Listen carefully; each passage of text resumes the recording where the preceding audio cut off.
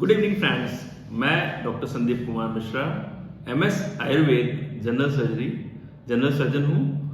आज मैं आपको बताऊंगा अपेंडिक्स के बारे में, और जब उसमें इन्फ्लेमेशन हो जाता है तो उसे हम अपेंडिसाइटिस कहते हैं, उसके बारे में। तो पहले हम बात करते हैं अपेंडिक्स के बारे में। अपेंडिक्स हमारे पेट में दाहिनी नीचे की तरफ पाई जाने वाली रचना है, जो जहां पे बड़ी आंत और छोटी आंत का जंक्शन होता है उससे करीब 2 से 2.5 सेंटीमीटर नीचे करीब 2 से 20 सेंटीमीटर तक लंबी रचना है, और इसमें एक ल्यूमेन होता है, ल्यूमिनल स्ट्रक्चर है, जिसे हम अपेंडिक्स कहते हैं।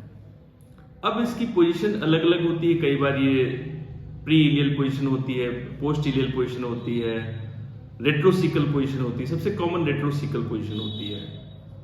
रेट्रो मतलब पीछे, सीकल मतलब सीकम, तो सीकम के पीछे अपेंडिक्स की पोजीशन होती है। फिर हम बात करते हैं कि बच्चों में, छोटे बच्चों में इसमें ल्यूमेन इसका काफी वाइड होता है, तो इसलिए उनमें इसमें रुकावट होने के चांसेस कम होते हैं। ओल्ड एज में इसका ल्यूमेन ऑब्लिटरेट हो जाता है, खाली स्थान जो इसका होता है बंद हो जाता है, तो ओल्ड एज में भी अपेंडिसाइटिस होने के चांस कम होते हैं। ज्यादातर ये मिडिल एज 30 से लेके 40 साल, 20 से लेके 40 साल तक में ज्यादा चांसेस होते हैं इसके। फिर हम बात करते हैं इसको ब्लड सप्लाई, हमारी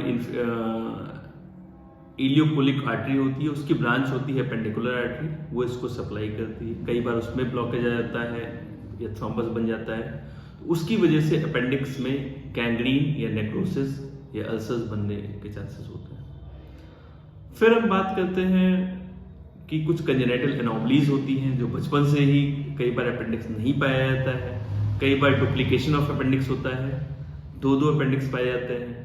कई बार हाई अप अपेंडिक्स होता है, अपेंडिक्स बहुत ऊपर हेपेटिक रीजन तक आ जाता है।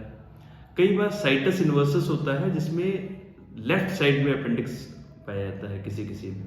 तो ये कुछ कंजेनिटल एनोमलीज हैं जो कुछ कभी कभी पाए जाते हैं। अब हम बात करते हैं अपेंडिसाइटिस की। जब अपेंडिक्स में इन्फ्लेमेशन हो जाता है तब उसे हम अपेंडिसाइटिस कहते हैं। इसमें क्या होता है, इसमें पहले देखते हैं इसके कारण क्या है। तो कई बार क्या होता है कि जो लोग कम लफेज वाली डाइट लेते हैं या हाई प्रोटीन डाइट लेते हैं, उनमें स्टूल काफी टाइट हो जाता है, जिसे हम फीकोलिथ्स कहते हैं। तो फीकोलिथ्स या कोई हार्ड सब्सटेंस जाके अगर अपेंडिक्स के ल्यूमेन में फंस जाता है तो उसकी वजह से अपेंडिसाइटिस हो जाता है। कई और कारण होते हैं, जैसे कभी बैक्टीरियल इन्फेक्शन की वजह से, ई कोलाई, प्रोटियस, क्लैप्सिला या एनारोबिक इन्फेक्शन की वजह से अगर वहां पे इन्फ्लेमेशन हो रहा है, इन्फेक्शन हो रहा है, तो उसकी वजह से अपेंडिसाइटिस हो जाता है। अब हम देखते हैं कि इसमें अपेंडिसाइटिस के लक्षण क्या क्या होते हैं। तो 3 कॉमन लक्षण हैं, जिसे हम मर्फी स्ट्रैट के नाम से भी जानते हैं। Pain followed by vomiting followed by temperature. तो सबसे पहले पेन होता है, जो कि सबसे पहले रिफर्ड पेन नाभि के आसपास होता है, जो बाद में दाहिनी तरफ शिफ्ट हो जाता है। इस तरह का पेन इसमें पाया जाता है। फिर उसके बाद वोमिटिंग शुरू हो जाती है, और फिर टेम्परेचर। तो ये तीनों क्लासिकल साइन मिलते हैं, जिसे हम मर्फी स्ट्रैट के नाम से जानते हैं।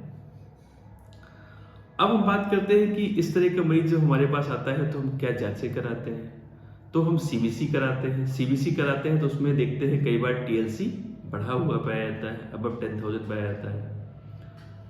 फिर उसका यूएसजी कराएंगे, उसका सीटी स्कैन कराएंगे, और प्लेन एक्सरे एब्डोमेन कराएंगे, ये देखने के लिए कि कहीं अपेंडिक्स में परफोरेशन तो नहीं हो गया है, उसकी वजह से परफोरेशन हो गया है, पेरिटोनिटिस तो नहीं हो गई है। तो एक्सरे एब्डोमेन इरेक्ट कराएंगे।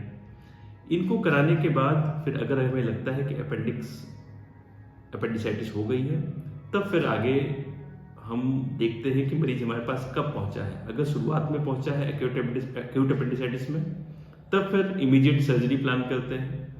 और अगर वहां पे लंप बन गया है, वहां पे सूजन हो गई है, वहां पे बाकी सारे स्ट्रक्चर्स ने आके चिपक गए हैं आपस में, वहां पे गांठ महसूस हो रही है, तब फिर हम उसको कंजर्वेटिव मैनेजमेंट में रखते हैं, दवाएं इंजेक्शंस वगैरह दे के रखते हैं और 6 से 8 हफ्ते बाद सर्जरी प्लान करते हैं। ठीक है, थैंक यू।